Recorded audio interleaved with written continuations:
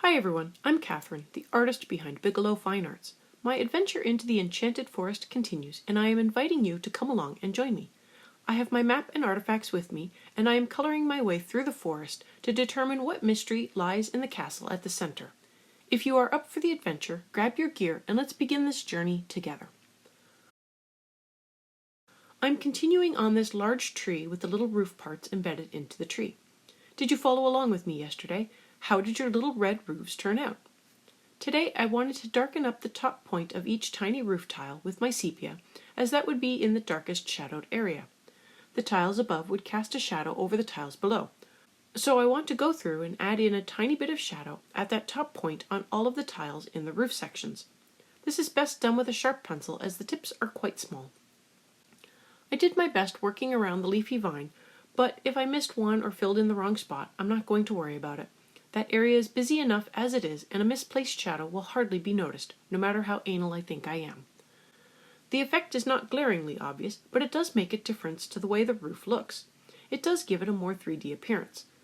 While the dark red did most of the heavy lifting on the shadows, the sepia does make a difference.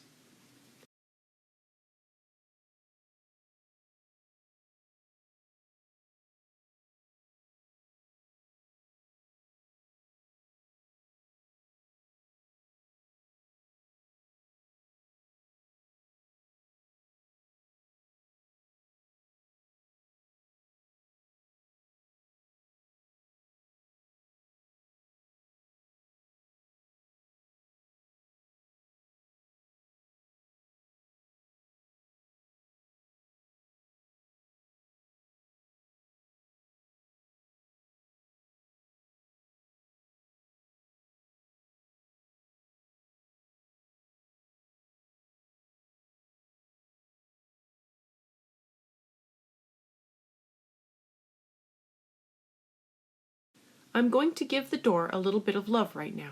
I want to darken up the color with the scarlet red, as well as blend it together more with the geranium red. I really want to fill in the door and the paper.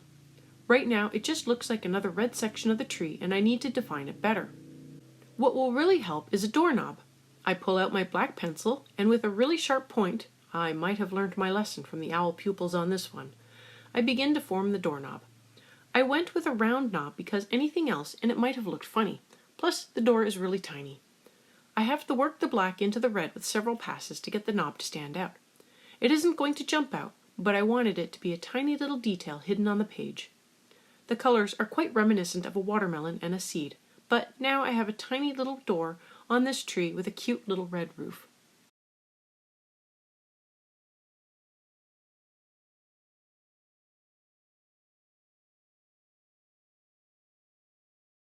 I want to go back through and begin to really define more of the tree and the colors I want on it. I still want to draw on my idea for a rainbow eucalyptus and work that into the roof and windows of this embedded treehouse. I come back in with the green gold and add in another layer to the areas that already received some green gold initially. I had used a light layer the first time to simply define the areas that would have this detail color, but now that I have more things in place, I can darken up the color and make it a true detail. I put the green gold around all the window areas as well as the door and under the bottom row of roof tiles. There are also a few other areas where I put in some green gold for details, so I fill them in more as well. I am using a medium pressure as I don't anticipate using any other colors in these areas. For the most part, I think I have added in what shadows these details will need when I went through with the sepia and blocked in all the shadows earlier. Now here is my leap of faith that my vision for this tree will work. I am coming in with a grass green and I am starting to fill in some of the sections in with several layers. I really want to fill in the section like I did with the green gold. Any shadows would have already been blocked in, so I shouldn't have to worry about them with this lighter color. I do touch up shadows as needed if I notice they need them. I am picking sections at random. I did put in a few on the thumbnail at the back of the book to get a rough idea of what I wanted, but I am just going through and picking sections to fill in. I want random, and when I get to the other tree, I will try to not fill in the exact same sections with the exact same colors, so I can add even more variation. For now, I go through with the grass green and have fun.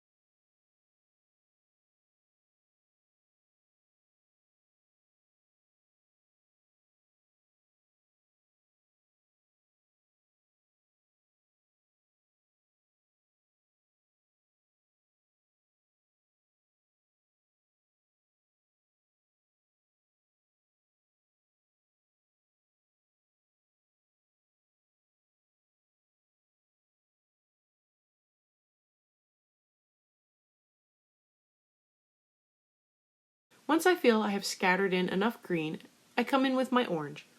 I started with a darker orange, but it didn't look right, so I switched out to a lighter, more orange-colored orange. The first one was dark enough to almost be a light red, and I really wanted a bright orange. Once I have the color I want, I am going through and lightly marking off the sections I think I want orange. I am again going through and picking them at random.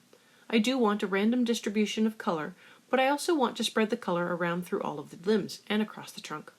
I want to make sure I am not allowing the color to pool in one area, or for too many colors to pool in one area. After I think I have my randomly distributed color planned out, I can go through and add more layers to the orange, filling in the paper more and making the orange stand out even better.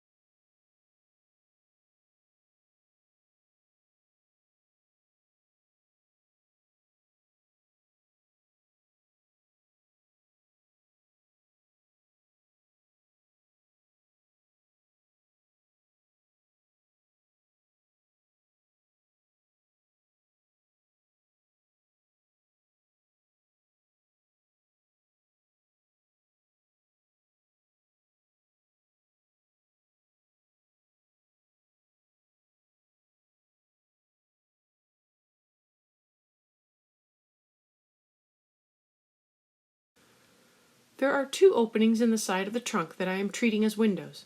They have the green gold trim around the outside, but they are not lit up like the other windows. These ones I left dark, so I am filling them in with my black.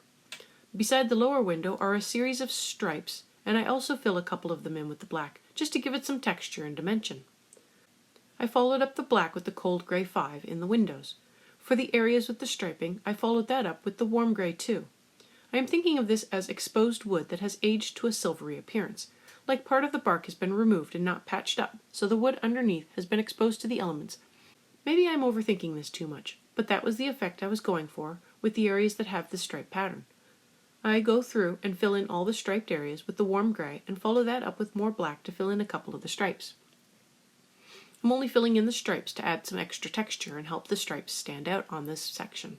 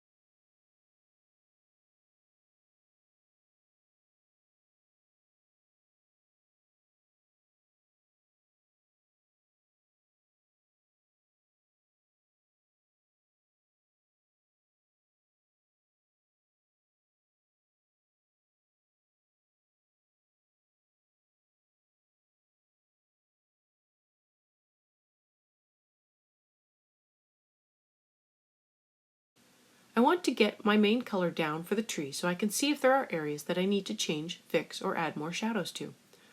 I am using the walnut brown and starting up in the branches since I have a nice point on the pencil, and I will be better able to fill in the small spaces in the branches.